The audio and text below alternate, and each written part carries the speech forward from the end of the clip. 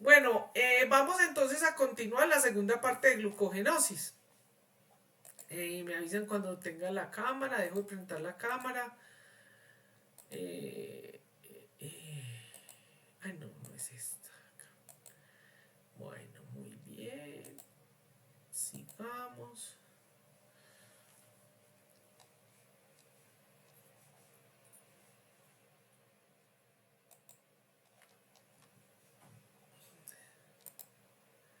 Tan amable me dice cuando esté toda completa. Sí, profe, se ve completa la pantalla. Ay, bueno, ahorita se me olvidó decir una cosita en la clase.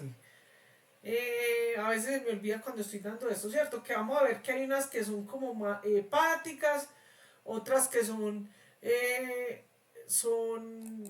musculares y otras que son las dos. Y que otras depende de la presentación, ¿cierto? En las que nosotros acabamos de ver vimos que las mayorías son hepáticas, ¿cierto? Tienen otras afecciones.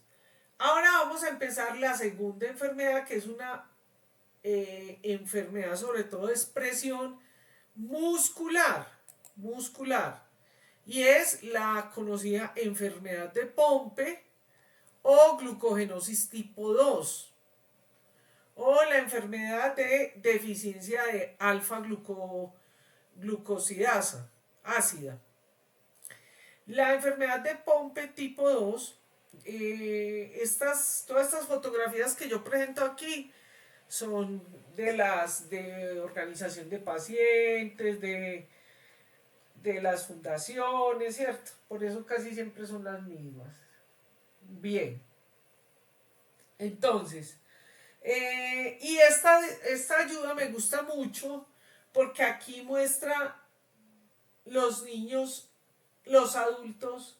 Mire que este es un asiático, esta es una niña pelirroja, bonitos, pues hay como toda la gama. Entonces, la glucogenosis tipo 2, ¿por qué este tipo de enfermedades le damos tanta importancia y siempre hablábamos y hablamos un poquito más detallado? Porque es del pequeño grupo de enfermedades huérfanas y de errores innatos del metabolismo que tienen tratamiento específico. Ese es el caso de la enfermedad de Pompe, que tiene terapia de reemplazo enzimático. Entonces, esto que les muestro aquí ya no es tan vigente, pero todavía tengo que seguirlo presentando porque cada vez estas enfermedades cogen mayor relevancia, se conoce más, entonces ya se conoce como glucogenosis tipo 2 o enfermedad de Pompe. Pero en la literatura y en algunos, a veces clínicamente, se les llamaba entonces enfermedad de almacenamiento del glucógeno, miopatía metabólica hereditaria progresiva. Siempre hay unos sinónimos para estas enfermedades. A pesar de que esta es una enfermedad, eh, pues que podríamos decir dentro de las glucogenosis muscular, hay que decir que esta enfermedad, en el progreso de la enfermedad, cuando esta enfermedad no es tratada, es una enfermedad que es neuromuscular progresiva, sistémica y debilitante. ¿Por qué? Porque empieza con ese problema muscular, por ejemplo en extremidades, ¿cierto? Pero entonces todo eso va comprometiendo las vísceras. O sea, ellos les va dando cardiomegalia, bueno, en fin, como el diafragma no les funciona porque está malito, entonces eh, pues obviamente no pueden respirar bien. Bueno, es autosómica recesiva. Aquí importante, esta también la pongo porque vea, niño, hombre, negroideo o de origen afro, niña caucasoidea.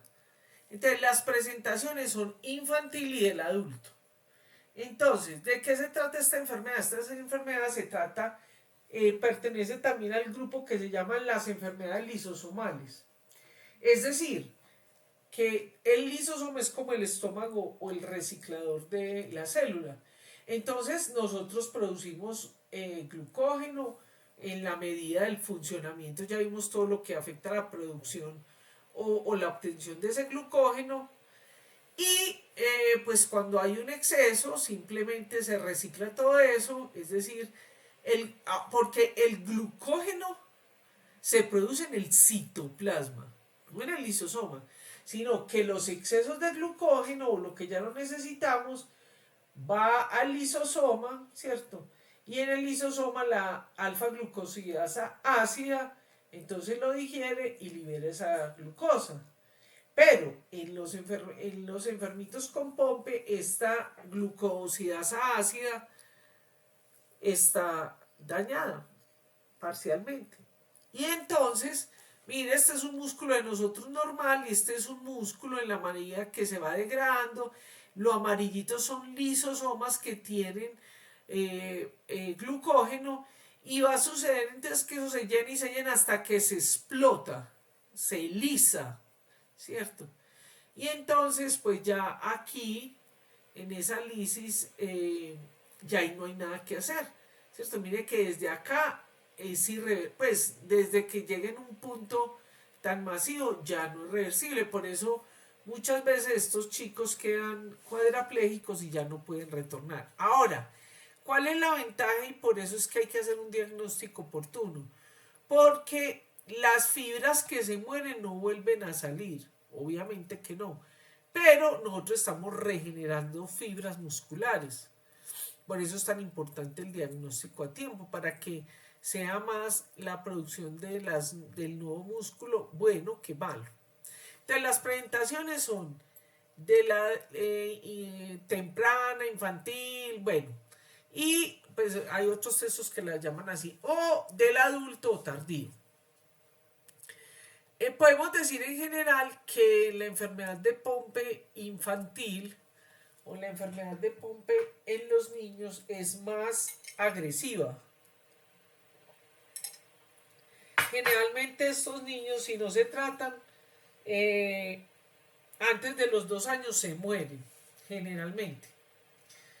Y básicamente lo que ocurre es que ellos, como es primero son hipotónicos, son como un muñequito, ¿cierto? Pero una de las cosas más graves que le ocurren a estos pacientes es que ellos tienen infecciones respiratorias muy frecuentes, porque ustedes saben que nosotros tenemos una flora bacteriana en nuestros pulmones. Entonces, como el diafragma está hipotónico, ¿cierto?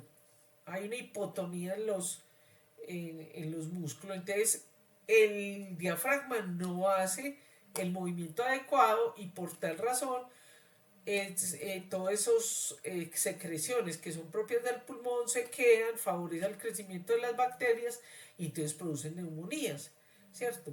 Es tan agresivo esto que pues a veces ellos terminan con respiración asistida, ¿cierto? Pero además de eso, pues entonces todo eso los lleva a que tengan visceromegalia, es decir, aumento del hígado, hepatomegalia, aumento esplenomegalia, aumento del vaso, macroglosia, o sea que se les aumenta la lengua, ¿cierto? Y recuerden que, por ejemplo, el hecho de hablar, el hecho de tragar, todo lo que tiene que ver de la cavidad oral y respiratoria está articulada con los músculos. Entonces, por eso se tienen todo este tipo de cosas. Entonces, tempranamente vamos a tener entonces esa deficiencia en el músculo esquelético, ¿cierto? En los músculos respiratorios y ya en sí mismo, recuerde que los músculos ayudan los músculos y tendones ayudan a que nosotros tengamos nuestro armazón. Ese esqueleto que tenemos no es simplemente el esqueleto, está sostenido los tejidos blandos. Y los huesos están sostenidos con esos músculos y esos tendones. Entonces, obviamente, además de este problema del músculo esquelético, ¿cierto? Y respiratorio que ya les dije que sucede, entonces van a tener escoliosis, escápulas aladas, dolor muscular, caídas frecuentes. Dentro de los problemas respiratorios, también y esqueléticos, por ejemplo, estos pacientes no pueden subir escaleras como nosotros, Si se sientan, hace una maniobra, ya se las voy a mostrar, que llama la maniobra de Gover, ¿cierto? Roncan o tienen una apnea del sueño muy importante, básicamente por la problemática que tienen con los músculos. Entonces, estos niños tienen lo que se llama la maniobra de muñeco de trapo, de ranita, ¿cierto? Que usted les suelta, no pueden sostener la cabeza, pero además de esos van a hacer una cardiomegalia, se va a aumentar el tamaño del corazón. Este es uno de nuestros niños, ¿cierto? Ya fíjeselo, ahí está con respiración asistida, se le ve la hepatomegalia, ¿cierto? Ay, no, perdón. Bueno, esperen que... bueno, tenemos entonces ya lo que se llama un inicio tardío o también del adulto, ¿cierto? Esa variante de los adultos. Es decir, tienen las mismas afecciones, pero son más crónicas, más largas en el tiempo.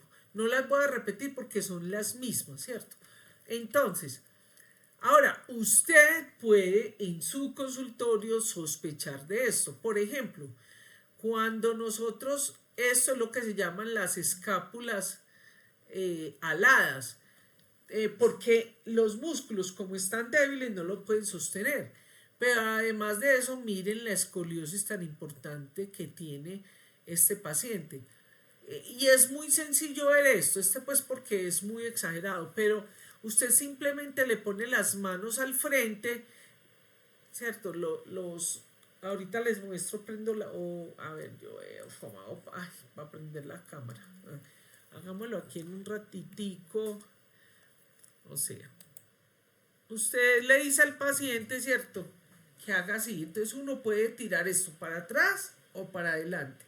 Cuando usted hace esta maniobra, usted puede ver entonces las escápulas, o sea, si nosotros hacemos así, pues a nosotros nos sale un poquito, pero no como la que tenemos en la fotografía. Bien, entonces... Ay, madre mía. Igualmente está lo que se llama la maniobra de Gover, que es como lo vemos aquí. Búsquense videitos en internet. Y pues yo lo he visto en pacientes. ¿Qué es lo que sucede? Que entonces, ¿qué significa eso? Que usted pone un niño, lo acuesta y cuando se para, uno tiene la capacidad de levantarse porque pues tiene fuerza en estos músculos de acá, en estos de acá, ¿cierto? En los brazos. Como ellos no tienen eso, entonces ellos se rotan y se suben, ponen las manos y los brazos como una arañita para poderse levantar. Eso es lo que se llama la maniobra de Gover positiva. También hay otra cosa que ellos hacen y es que, o sea, cuando usted se va a levantar de la cama, usted se levanta el tronco, se sienta y baja los pies y levanta. Ellos no pueden. Entonces ellos se tienen que rodar como un rodillo para poderse levantar porque no tienen la fuerza para levantarse como nosotros. Existen algunas enfermedades que son pruebas diferenciales dentro del diagnóstico. Por ejemplo, entre ellas está la enfermedad de cintura, la miocarditis, cardiomiopatía hipertrófica, otras enfermedades del glucógeno, la enfermedad de Danon, bueno, etc. ¿Cómo se hace el diagnóstico? El diagnóstico se hace midiendo la actividad enzimática. Esta es de las enfermedades que pues es muy bueno porque como tiene terapia de reemplazo enzimático, entonces obviamente pues estas farmacéuticas presentan gratuitamente la oferta de caracterizarlos incluso molecularmente si es el caso. Bueno.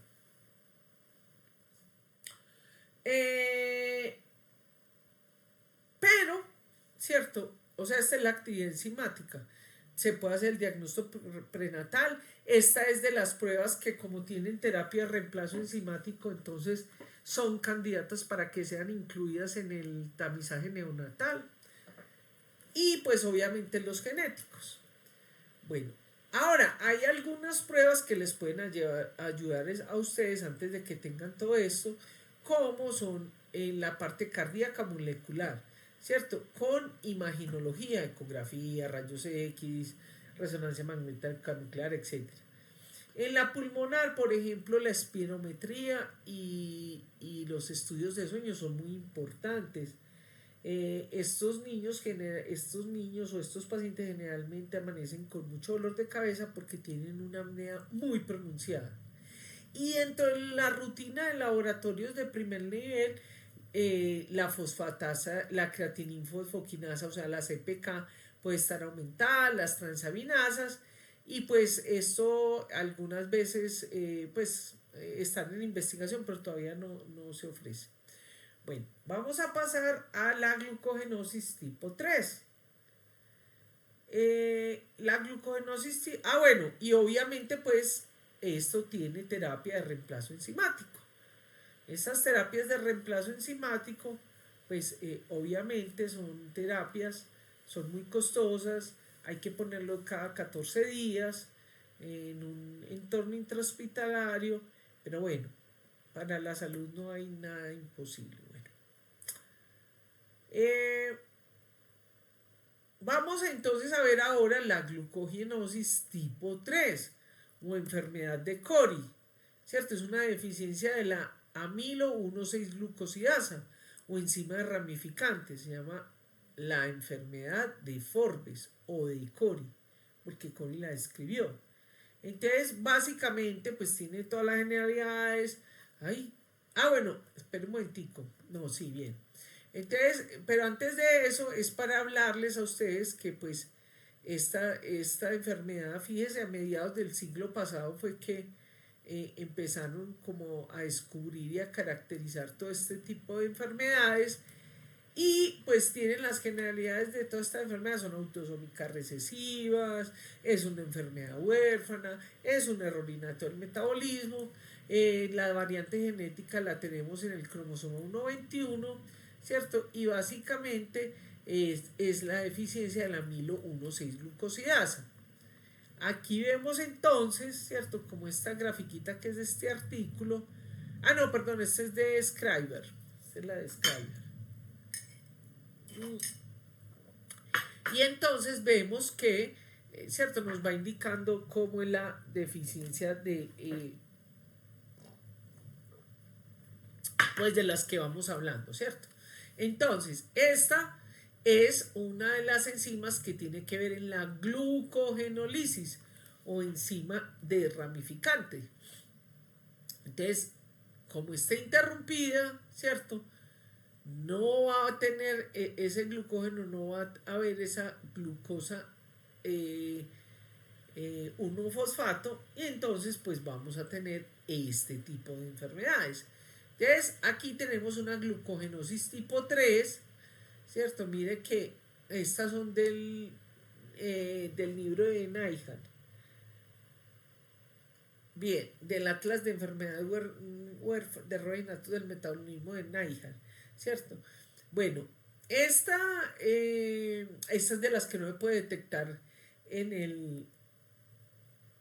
no se pueden detectar en el tamizaje neonatal. Existen varios tipos, ¿cierto? Esto es algo aquí que es un poquito complicado, pero que nos aterriza mucho. Porque hay unas que afectan el hígado y el músculo, como es la 3A y 3C, y hay unas que solo van a afectar el hígado, o sea, las 3B y 3D. Esa es la que en la disposición como en las formas de presentación también se llaman, como es en el caso acá, en tipos. Bueno, ¿cuáles son las manifestaciones clínicas de estos pacienticos? Pues que ellos rápidamente en la infancia van a presentar una periodos de hipoglicemia, sobre todo cuando tienen ayuno y retraso en el desarrollo.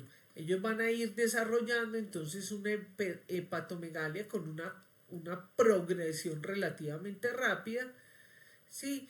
Y puede presentar manifestaciones musculares, ¿cierto? Hipotonía y bueno, ya vemos la cardiomegalia. Aquí vemos una niña que no es que sea gordita, mire que ella está delgadita acá, ¿cierto? Pero tiene su abdomen agudo, muy prominente, ¿sí? Y esto lleva a que estos pacientes tengan una talla y una baja, una talla y una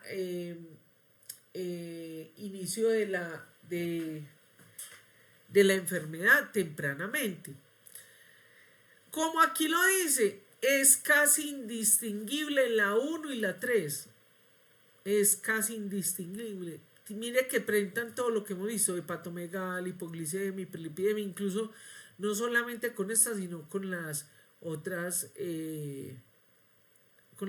presentaciones. Bien. Y otros, pues, pueden presentarse las manifestaciones en la pubertad. Bueno, también ya esas, las complicaciones a largo plazo son entonces el problema de adenomas hepáticos, ¿cierto? Desarrollan una miopatía severa con debilidad y atrofia prominente en la tercera y cuarta edad y la hipertrofia ventricular, que es muy frecuente y pues puede llegar a ser pues a tener una complicación importante. No se sabe si hay una asociación pues entre la fertilidad y este tipo de enfermedades. Miren acá, aquí vemos entonces un niño, presentación de un niño con una hepatomegalia importante y aquí vemos al adulto, ¿cierto? Entonces, ¿cuál es la fisiopatología de esta enfermedad? Pues básicamente que ese glucógeno, ¿cierto? Va a tener, pues no se va a poder degradar adecuadamente. Entonces, lo que va a suceder es que se acumula en el hígado y en el músculo. Básicamente, las manifestaciones son las mismas que hemos visto en las otras glucogenosis, tanto a nivel hepático como a nivel molecular. ¿Cuál es el problema para el diagnóstico o en el laboratorio? Que se tiene que hacer es por la determinación de la estructura del colágeno, pues que eso aquí ni siquiera se hace, y la problemática que ya les he comentado con el glucógeno. Fíjese acá, trayendo la metodología que propone la Asociación de Errores Congénitos del Metabolismo de España, ¿cierto? Si usted pone aquí en esta investigación de laboratorio, estos son los exámenes que debería tener, ¿cierto? Entonces está la hipoglicemia, ¿cierto? Sobre todo postprandial, está el ácido láctico, está alterado, también van a estar las transaminadas, las EPK, ¿sí? Y los cuerpos cetónicos. Entonces ya usted con este mapa conceptual o con ese pues como con ese resumen usted puede ir pensando en este tipo de enfermedades. Estas son las respuestas que yo les mencioné que no están en Colombia. Está pues obviamente lo de la carga de glucosa, pero no hacemos la carga de glucagón. Entonces, aquí lo que hay que mirar es que la tipo 3, ¿cierto? Es la que se presenta a nivel hepático y a nivel muscular, y la 3B y D es solo hepática. El problema con estos pacientitos es que ellos a largo plazo van a presentar una fibrosis importante. Entonces, por eso se le hace la biopsia muscular para pues encontrar las estructuras y pues los procedimientos que hagan con ello. Bien, entonces sigamos acá. Aquí vemos eso, ¿cierto? Todo esto son acúmulos de ese glucógeno. Entonces el glucógeno se puede formar, se puede ramificar, pero para salir, o sea, la desramificación no consiste. Las pruebas de diagnóstico, entonces, igualmente están las pruebas moleculares, ¿cierto? Y la biopsia hepática y muscular. Este dibujito que les dejo acá, que lo pregunto en el parcial, es muy interesante porque aquí está como el resumen de las principales glucogenosis, los genes afectados y cuáles afectan el hígado, el músculo, que sean multiorgánicas. Bien. ¿Qué tratamiento tiene esta? No existe ningún tratamiento específico, simplemente se le hace una dieta basada sobre todo en proteínas, pues para que haya gluconeogénesis y ya pues como en crisis o algo más, entonces ya hay que colocar glucosa intravenosa. ¿Por qué no se puede poner por vía oral? Porque mientras usted va absorbiendo y se hace todo el metabolismo, pues se le puede complicar su paciente. Obviamente hay que sujetarla a la nutricionista, hay que sujetarla a las dietas que ellos les tienen que ir construyendo, sobre todo cuando están en crecimiento y desarrollo. Y pues se les debe dar vitamina D para evitar otro tipo de complicaciones como la osteoporosis. Bien. El tratamiento pues básicamente está orientado hacia la hipoglicemia, evitar la hipoglicemia.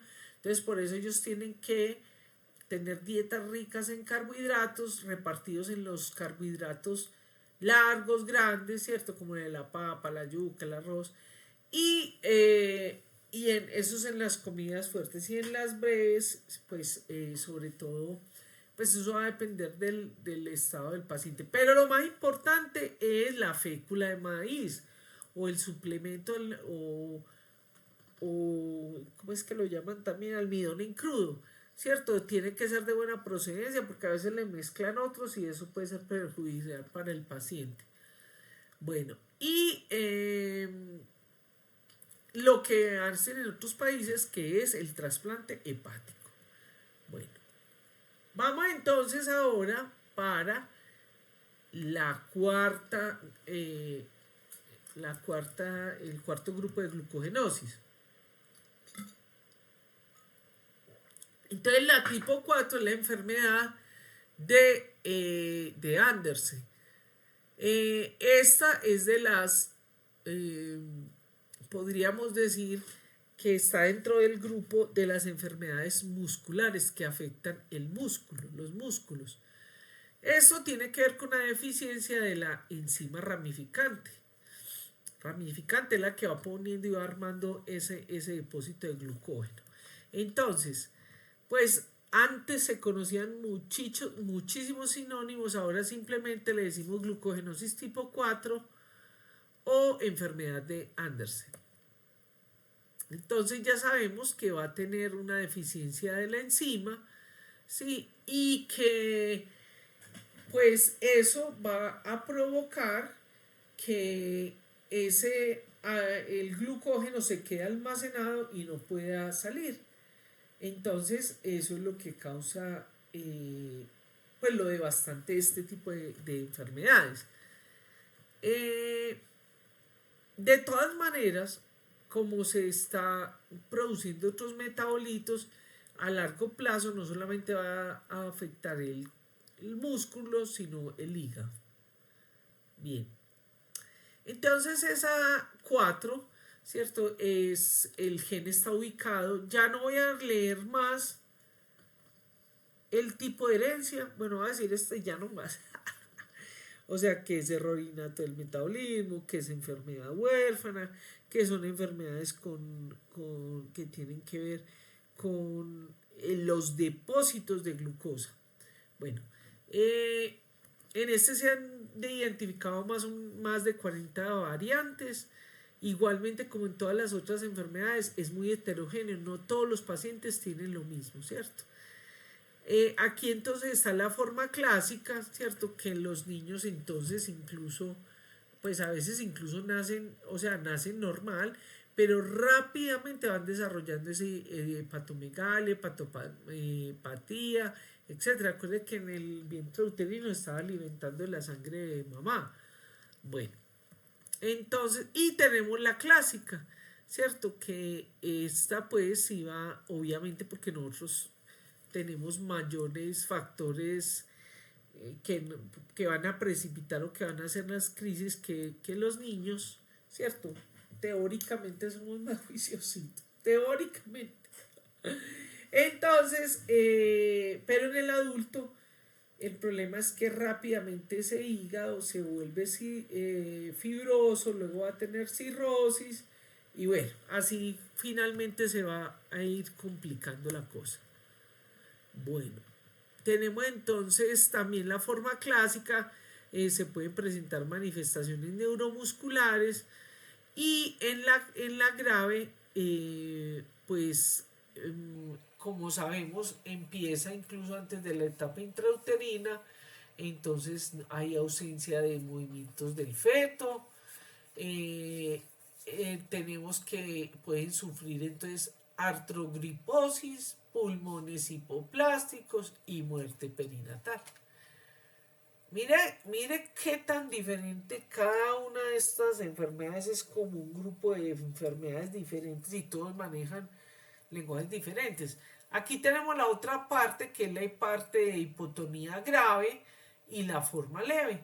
Entonces la grave puede estar cursando con una cardiomiopatía, depresión respiratoria, afección neuromuscular. La parte de las leves, ¿cierto? Que generalmente se desarrollan, cuando las personas pues tienen una actividad vigorosa o cuando ya empiezan a desarrollar la cardiomiopatía por una insuficiencia cardíaca. Bueno, entonces esas formas neurológicas en el adulto pues van a llevar a que haya una disfunción importante a nivel del sistema nervioso central y del periférico. Y eso va a llevar, o sea, porque por esa falta de mantener esa homeostasis calórica se hace un daño, así, sobre todo a nivel de las neuronas motoras.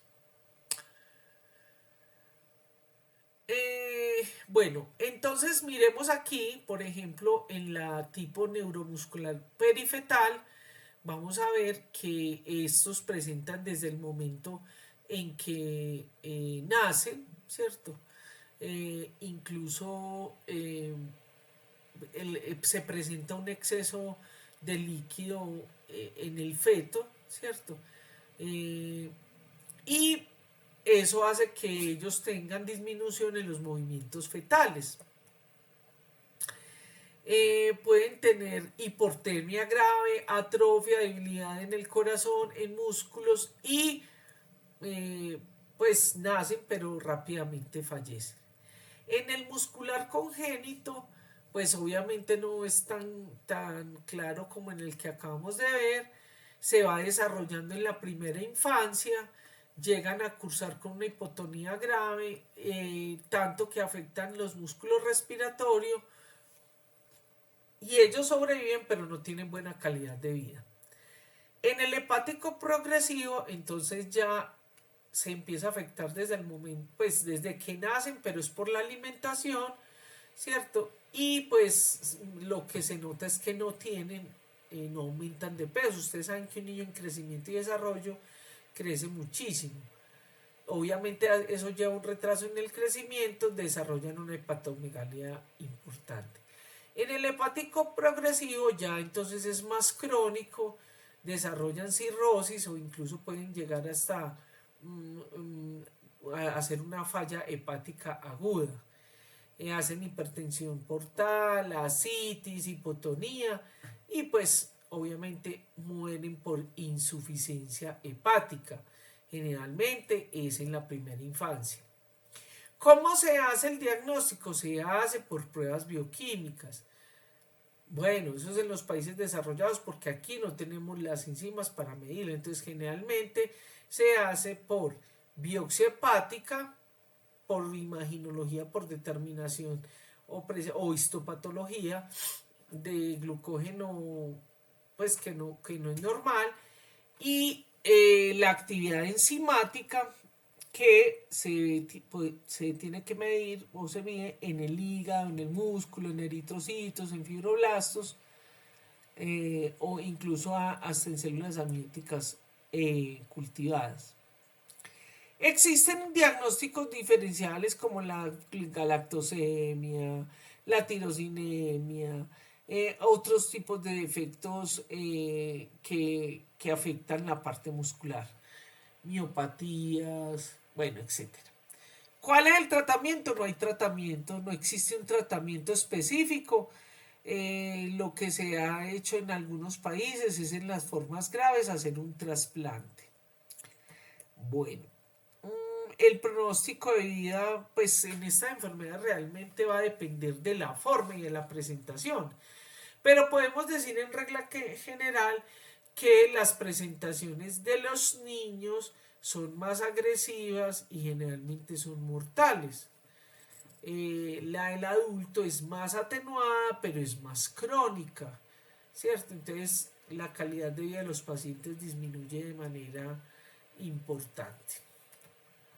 Bueno, vamos a pasar, me permite ir por un poquito de agua que ya se me acabó la que tomé. Vamos a pasar a la glucogenosis tipo 5 o la enfermedad de McCartney. Es muscular.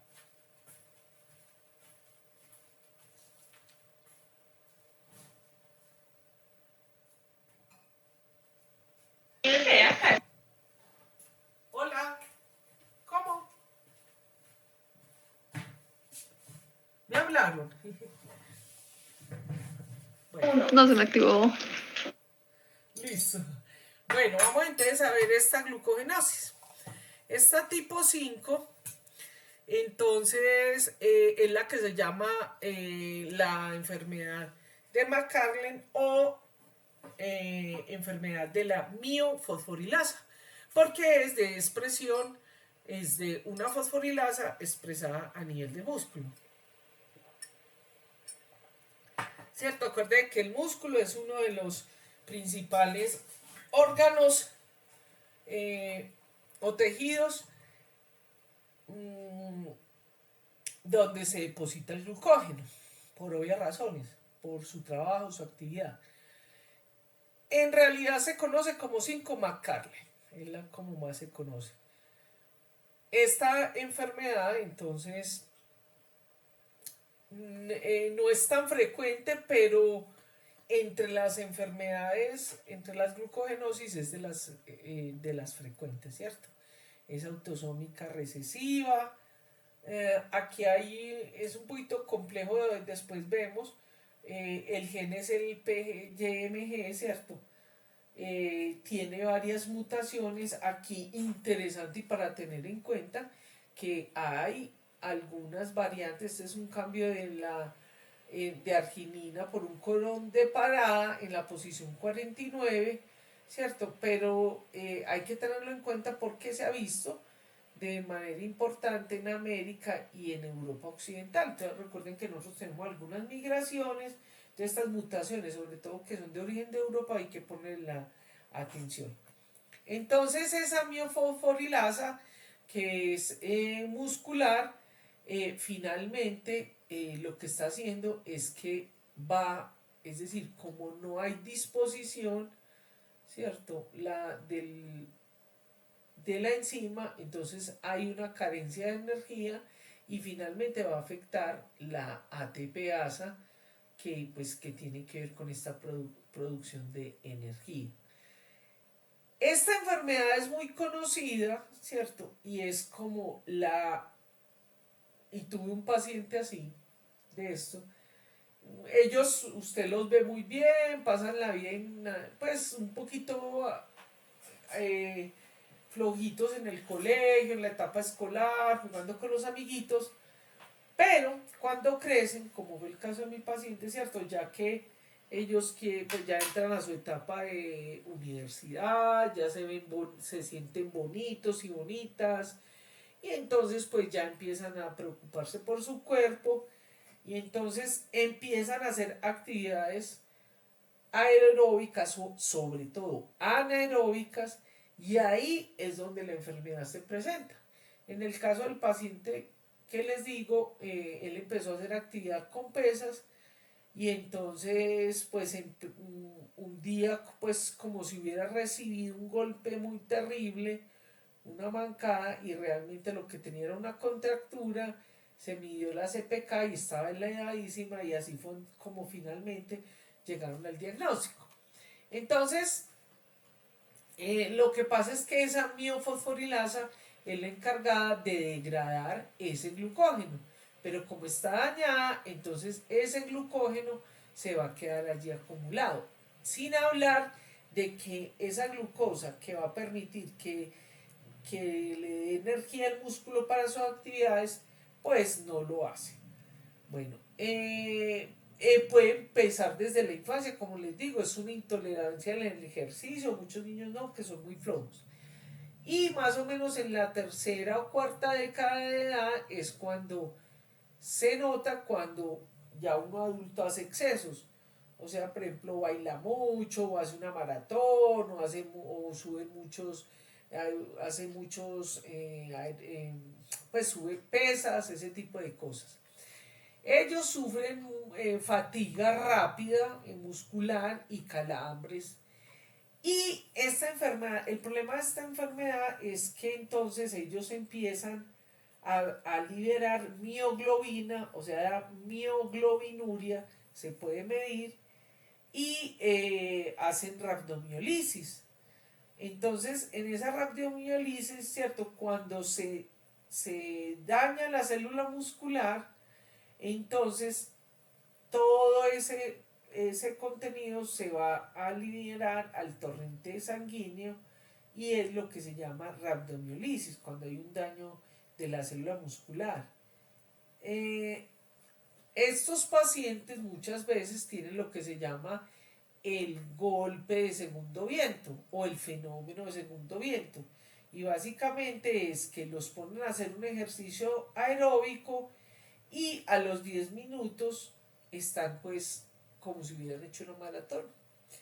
Eh, y obviamente pues como no está funcionando bien esos depósitos, entonces se aumenta el flujo de las vías que tienen que ver con otros combustibles como ácidos grasos y proteínas.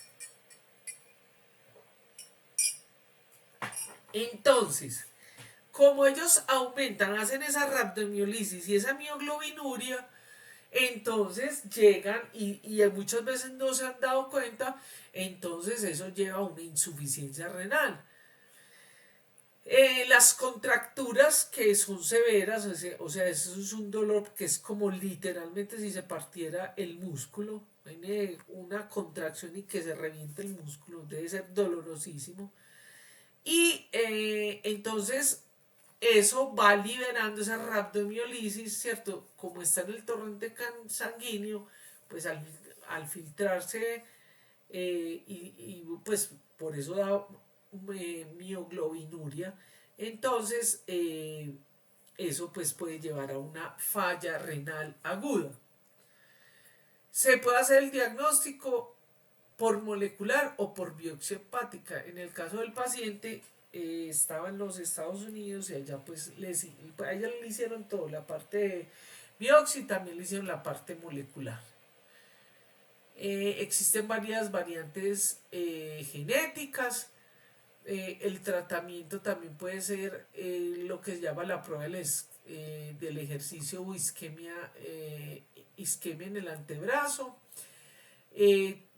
La detección de ácido láctico, de CPK, de amoníaco, la medición de creatinquinasa, o sea, de CPK en reposo, pueden hacer el diagnóstico. ¿Cómo lo hacemos aquí en Colombia? No, pues por lo molecular. Ahora, el tratamiento no hay nada que hacer. Lo único es benigna. Lo que hay que hacer es, quiere decir que estos pacientes no pueden hacer ejercicio. No, ellos pueden hacerlo, pero tienen que hacerlos controlados, no solamente en la parte del movimiento, sino en la administración de fuente calórica, o sea, la alimentación antes, durante y después del ejercicio. Eh, bueno, ahí les traje pues como un ejemplo de cómo se puede 30 minutos antes del ejercicio, eh, tomar azúcar, pues como mínimo, o sea, azúcar es sacarosa, ¿no?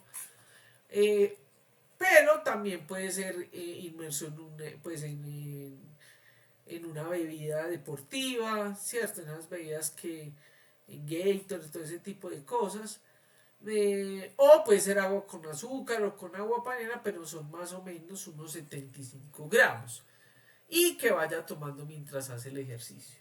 Bien, vamos ahora a pasar a la glucogenosis tipo 6 o enfermedad de Hertz. Esta es una glucogenosis hepática, la enfermedad de Hertz. Es como más se conoce, los otros casi no se conocen. Pues se los traigo porque hay que traerlos, pero casi no se conocen sino con esos dos, Hertz o glucogenosis tipo 6. Esta enfermedad entonces se puede presentar en la infancia. Básicamente la característica es la hepatomegalia, el retraso en crecimiento. No se conoce la prevalencia ni siquiera en todo el mundo, se conocen los casos que están reportados y empieza desde la infancia. Aquí vamos a tener entonces una deficiencia en este gen que es PGL, es autosómica recesiva. Y es interesante o hay que tener en cuenta que la expresión de esta enzima es sobre todo hepática y a nivel de los eritrocitos. Es de las enfermedades de las glucogenosis benignas, a veces pueden llegar incluso a pasar desapercibidas. Generalmente las encuentran porque hacen una hepatomegalia cuando no están controlados y entonces pues ahí empiezan a buscar y es decir, es casi a veces que casual. Obviamente va a retrasar el crecimiento, pero como otras glucogenosis no afecta el corazón, ¿cierto? No produce retardo mental ni el pronóstico de vida. Las hipoglicemias son casi muy poquitas, sobre todo es cuando hay pues una demanda importante del organismo, ¿cierto? Pero generalmente no están. Obviamente afectan la función hepática, entonces tienen aumento de las transaminasas, aumento de los lípidos, pero si esa hepatomegalia, ¿cierto?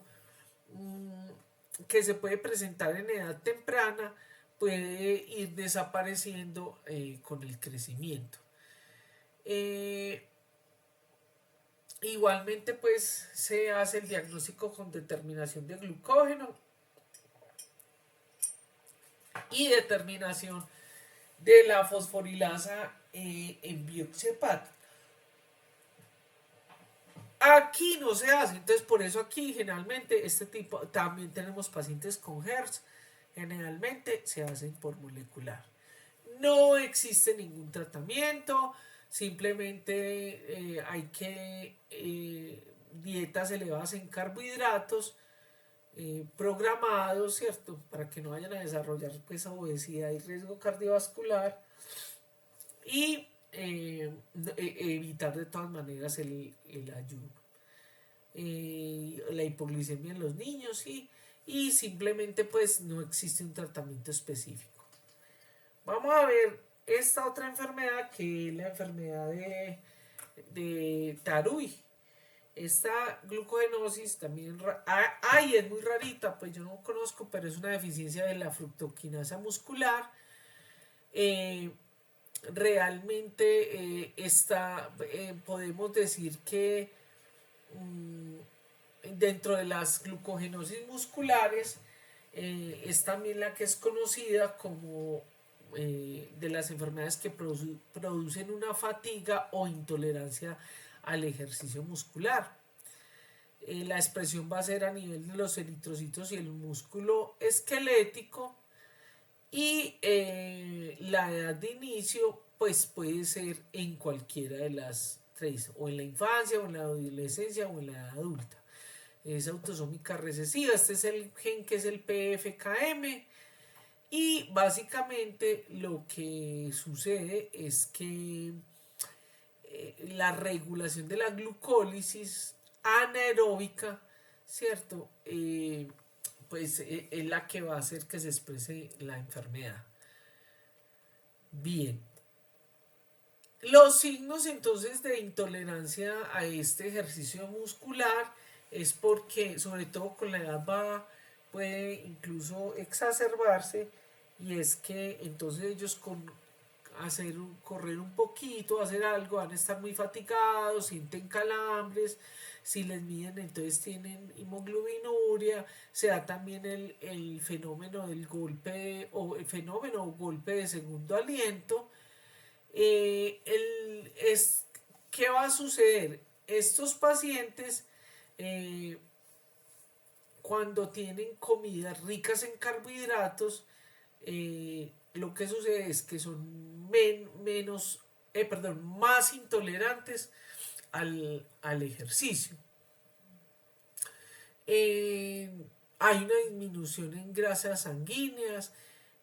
Se pueden haber algunos casos que presenten cuadro hemolítico, entonces van a presentar las orinas oscuras. Pueden llegar a pasar toda la vida sintomáticos. Aquí se puede hacer, por ejemplo, esto es lo que se llama se mide la hemólisis, ¿cierto? Ellos también pueden presentar hiperuricemia, pueden presentar hemólisis compensada, ¿cierto? Esa hemólisis es por un aumento de bilirrubina, y entonces se puede hacer con una simple pruebita de laboratorio, pero pues aquí no se hace. Obviamente ese diagnóstico es por el incremento de la cantidad de glucógeno, pues a nivel de imaginología se podría mirar, y también el déficit enzimático, con el problema que tiene que ser de biopsia muscular. Entonces ahí es donde, por ejemplo, en nuestro país es muy diferente. Pueden llegar a desarrollar vea pues, yo tomo agüita, mioglobinuria y rhabdomielisis. Esta es una orina típica cuando tienen esa mioglobinuria o hay esa rhabdomielisis. ¿Cuál es el manejo y tratamiento? Pues básicamente lo que se hace, no existe tratamiento. Ya sabemos que el único de estas enfermedades es la enfermedad de Pompe. No existe un tratamiento específico. Básicamente lo que se hace es que ellos hagan actividad física, pero controlada. No pueden tener actividad física vigorosa, o lo que llaman pues ustedes los jóvenes cuando van a correr, que es hacer un pique, o sea que usted se pegue el carrero de un momento a otro. Eso hay que evitarlos en ellos, ¿cierto? Bueno, obviamente la glucosa les va a ayudar cuando se sienten así como bajitos para hacer la actividad. Las dietas son más ricas, deben ser más ricas en proteína, y pues controlar que no presenten mioglobinuria, que puede dar ese daño renal. Bueno, vamos a pasar ahora a la glucogenosis tipo 9. Esta glucogenosis, pues tenemos la 9A, que es hepática, y la 1D, que es muscular. La parte molecular de esto es un poquito compleja, porque eso va a depender de las variantes genéticas. Entonces eso lo hace un poquito difícil, pero bueno. ¿Qué presenta en esta enfermedad? Pues la hipoglicemia, hepatomegalia, pueden desarrollar enfermedad hepática crónica, retraso en el crecimiento y desarrollo, incluso pues puede, si no se controla y no se miran, puede haber un daño pues cerebral, un retardo mental importante. Está aumentado los lípidos, en el colesterol y triglicéridos, está la cetonemia, ¿cierto? Cuando ellos hacen ayunos, hacen esa cetonemia. está la intolerancia al ejercicio, mialgias, artralgias, caídas recurrentes, pueden llegar a presentar la mioglobinuria. El diagnóstico se hace o por biopsia hepática muscular o por pruebas genéticas. ¿Cuál es el tratamiento y manejo? No evitar que hayan hipoglicemia. Estos chicos no pueden tener ayunos de más de 3 horas, 2 horas y media, a lo sumo 3. Tienen que hacerle la alimentación parenteral nocturna con almidón crudo, fraccionado. La dieta debe ser rica en carbohidratos, pero controlados. Bien. Vamos a pasar a la glucogenosis tipo 11. Esta es de las pocas enfermedades de los errores innatos que es por un transportador, no es una enzima. En el GLUT2. Y ese GLUT2 se expresa, el que produce este gen que está acá, que es el LC2A, expresa estos GLUT2 en el hígado y en los riñones. Y esto es lo que produce el síndrome de Fanconi-Bickel, ¿cierto? Hay 141 pacientes en el mundo, de los cuales aquí en Colombia, aquí en Antioquia, hay 3. Uno de ellos, que es uno de mis pacientes favoritos, ahorita se los presento, es Josecito, es de Río Negro. Josecito tiene glucogenosis tipo 11. Entonces, básicamente lo que va a suceder es que como el transportador está malo, entonces vamos a tener problemas con el glucógeno. Es autosómica recesiva. Estas son las variantes que pueden estar en estado homocigoto o heterocigoto, pero van a afectar la expresión de esa proteína que es un GLUT, es decir, un transportador de glucosa. Ese glucógeno entonces se va a acumular sobre todo en el hígado y en el riñón, ¿cierto? Porque recuerden que es el transportador el que está dañadito. Por eso también se conoce como una glucogenosis hepatorrenal. Entonces, ese acúmulo de glucógeno va a hacer que haya una disfunción tubular renal o enfermedad renal tubular renal grave. Pues obviamente este transportador reconoce tanto la glucosa como la galactosa. Aquí pues la literatura dice 200, pero según las organizaciones pues lo que pasa es que hay tanto subregistro de eso, pero según las organizaciones de este tipo de enfermedades que son de la población civil, pues que puede, o sea, ahí hay que tener ese rango, ¿cierto? Entre 141 y 200 casos, ¿cierto? Aquí les quiero presentar un caso. Este es Josecito, es un niño que nació hermoso, lindo, vigoroso. Este es su madre, que es médica, la doctora María del Pilar, ¿cierto? Este es su padre, este es el hermanito tiene uno de los alelos, no tiene la enfermedad, pero uno de los heredó el alelo malo de la mami, porque el papá de Josecito es el padrastro de su hermano. El niño estaba muy bien hasta que empezó a desarrollar una hepatomegalia importante. Esa hepatomegalia, pues ya empezó, fuera de eso tenía raquitismo, tenía hipofosfatemia. Bueno, entonces ya empezaron a hacerle pues todos los estudios hasta que encontraron, gracias al doctor Richard Vaquero, en la prueba genética, ¿cierto? Y le diagnosticaron glucogenosis tipo 11. Esta florecita me la regaló a mi Josecito. Esta soy yo cuando tenía el pelo rojo.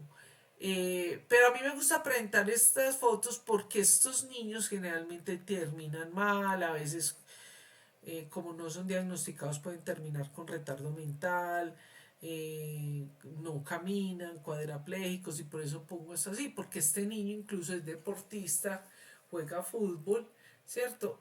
Aquí hay unos videos que son muy lindos porque pues no los voy a poner para que no se haga muy larga la clase. A ver si funciona. No, no funcionaron. Bueno. Pero estos niños, este niño desde pequeño lo dieron, entonces él no come sino, pues, no come azúcar, come vegetales. Pero además de eso, este niño le dijeron, no, él no puede hacer nada, no puede hacer ejercicios de contacto, todo eso.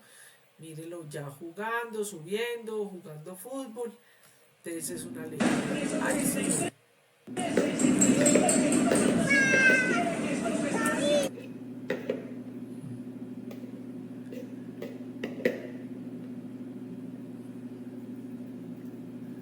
Comiendo zanahoria.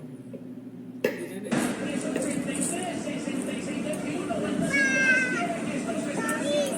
Lo hice, sí, después de que me decían que no podía hacer eso.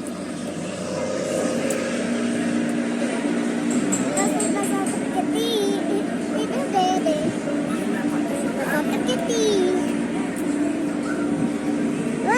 la pantalla. Dale.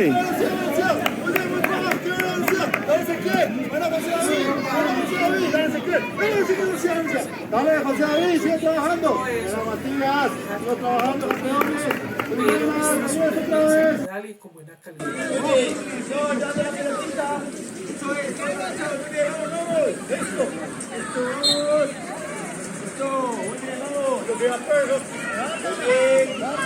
Ahí me importa que les pero eso lo hace que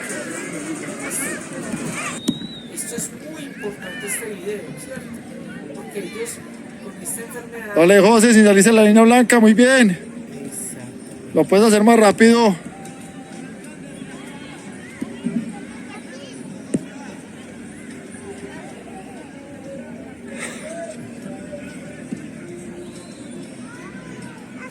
¡Eso! Que sea así. Bueno, y aquí quería mostrarles esto porque pues aquí está la descripción del pequeño, ¿cierto? De todo lo que tiene. Miren que, eh, miren, capacidad retrasada para, miren todo lo que tenía, adelgazamiento cortical, anomalía de densidad mineral ósea, capacidad retrasada de caminar, composición anormal de heces, él vivía con diarrea a toda hora, deficiencia de vitamina B, desmineralización ósea, disfunción renal tubular, distensión, ductos arteriosos. Mire, tenía todo el cuadro, poliuria, proteinuria, raquitismo, retardo global, él estaba retrasadito, pues de todas maneras. Bueno, retraso, muy bien, retraso motor, síndrome de Fanconi Real, talla baja y trombocitosis. Eso era. Entonces le hacen la prueba y la prueba entonces dice que él tiene una variante de, de significado incierto, un Bush, ¿cierto? Entonces dicen, bueno, posiblemente sea un Fanconi Bickel, ¿cierto? Entonces, ¿qué pasa? Que muchos de estos pacientes cuando tienen esas variantes Bush, o sea, variante de significado incierto, es decir, que esta variante de este pequeño, esta variante, no está, o sea, esta de acá, no está en las bases de datos, por eso es un Bush, pero el niño tiene todo el cuadro clínico. Bien, aquí vemos entonces la de su hermanito. Su hermanito es entonces en estado heterocigoto, es decir, una de las copias tiene la misma falla que tenía su hermanito. Muy bien.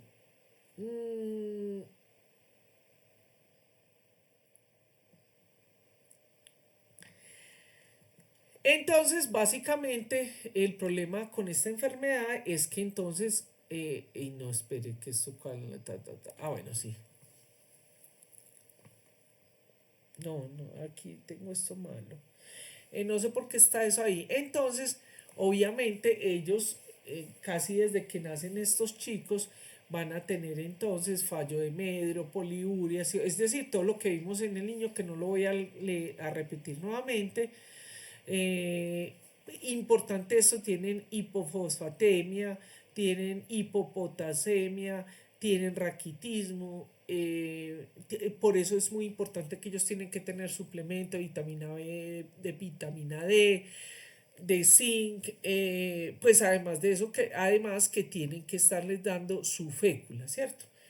Obviamente eso va a llevar a que tengan esa hepatomegalia prominente, hepatosplenomegalia prominente, ¿cierto? Y la osteoporosis y el raquitismo. Miren acá, este es Josecito, el que acabamos de ver. Entonces talla baja, glucosuria, están aumentadas, las infecciones diarreicas frecuentes. Aquí ya el niño está tratado, entonces no se ve tan prominente, pero hepatomegalia, tiene nefrocalcinosis, proteinuria, el raquitismo, la hipercolesterolemia. Actualmente él está con hormona de crecimiento, con tratamiento para la hipercolesterolemia. Y bueno, Josecito va muy bien. No existe más allá del manejo alimenticio y del control de las manifestaciones que el niño va teniendo. Bueno, no, perdón, el diagnóstico, entonces obviamente se hace con esos paraclínicos sumado pues a las pruebas genéticas. Bien, a veces se utiliza la biotineasa sérica como un marcador y se ha visto que está elevado en los pacientes, pero de rutina no se hace. Las biopsias, ya sabemos el problema, pues hacerlas, y además son, por ejemplo, en estos pequeños son medidas muy invasivas y que generalmente pues pueden dar negativas porque pues tienen el glucógeno se degrada hasta que se haga. Y como les digo, como se han identificado la mayoría, que es con la variante genética SLC2A2, que se determina o se hace el diagnóstico de la enfermedad. Bien. Esto pues no lo voy a repetir porque pues ya lo hemos dicho pues como en los otros, que es la parte de que esto se puede hacer, el diagnóstico diferencial va a ser pues o con otras del glucógeno, que se los dejé por allá en una gráfica, o el Fanconi, que otro síndrome de Fanconi que puede determinarse es de los que se puede ver a nivel prenatal, ¿cierto? Por biopsia de vellosidad coriónica, pero con identificación molecular. Bueno, no existe un tratamiento específico, básicamente es que él tiene que tomar determinada cantidad de agua, de electrolitos, tienen que darle su suplementación con vitamina D y obviamente pues hay que hacerle la administración de la fécula de maíz. Josecito ya en estos momentos no necesita alimentación nasogástrica pues o nocturna, ¿cierto? Para evitar las hipoglicemia en las noches. Hasta el momento no se conoce cuál es el diagnóstico. La otra niña antioqueña que tiene como 26 años ya, pero ella se quedó muy muy pequeñita y está en silla de ruedas, no puede caminar. Pero esa niña, si lo hubieran detectado a tiempo, si lo hubieran prevenido, estaría como Josecito, y por eso es que yo doy estos cursos. Existen pues en Colombia está Fuglucol, que es una fundación de glucogenosis. Bien, aquí tenemos pues como para volverles, para dejarles ahí, les dejo como una serie de tips, ¿cierto? Esto ya como, estas son las que más se mencionan. Les dejo como para estas enfermedades del depósito, la nutrición, cómo deben ser los gramajes, por si tienen pacientes para que les compartan todo este tipo de cosas, las alimentaciones. Obviamente ese consumo de carbohidratos no puede ser indiscriminado, tiene que ser guiado con una nutricionista, pero se los dejo ahí. De todas maneras, yo les dejo cómo se hace el cálculo de la dieta para ayudarle a estos pequeños. Bien, bueno, hemos terminado la clase. ¿Alguna duda, pregunta? No, profe, todo muy claro. Bueno, qué rico. Yo hice pues la clase muy rápido porque estaba pendiente a ver si, esperen, yo pego la llamadita, a ver si Josecito está por ahí y nos puede entrar para que nos abren un poquito.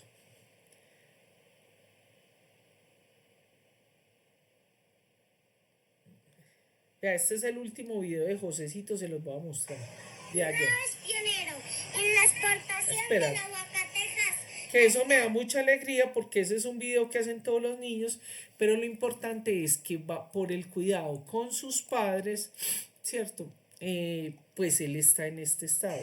Currao es pionero. Miren cómo está. Ahí.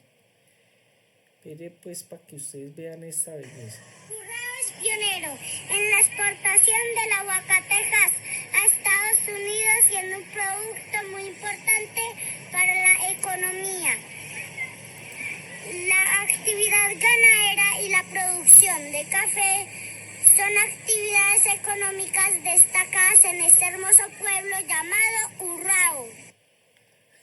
Lindo. Entonces eso me da mucha alegría, sí, ¿cierto? Qué hermoso. ¿Por qué?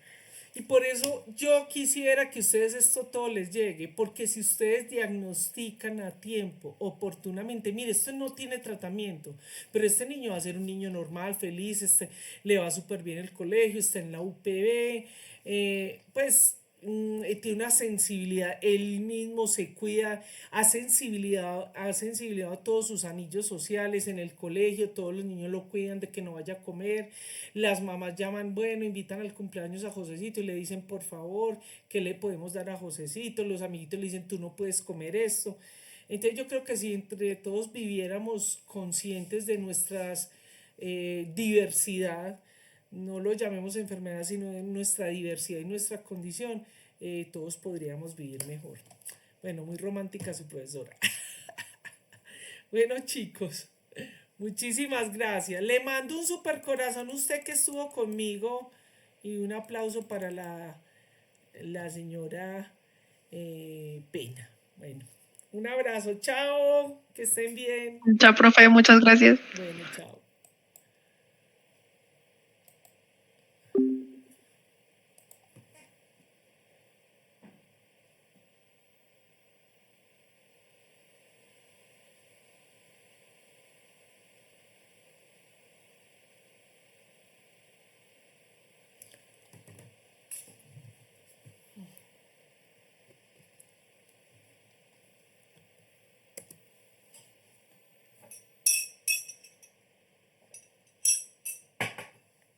Qué vergüenza. Qué vergüenza.